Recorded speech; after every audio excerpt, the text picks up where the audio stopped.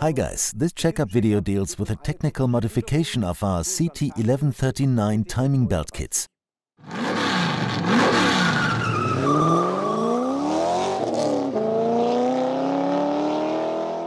You may have already noticed that the small deflection pulley in our 1139 kits look different to the deflection pulley fitted on the engine. The new pulley is smaller. This is not a fault, but the result of a technical modification made by the vehicle manufacturer. As we have a policy of 100% compliance with OE specifications, we have, of course, adopted this modification and also now only offer the new pulley. You can find all the information about this in our PIC. I hope this made sense. If so, please give this video a like or post a comment. See you again soon in the workshop.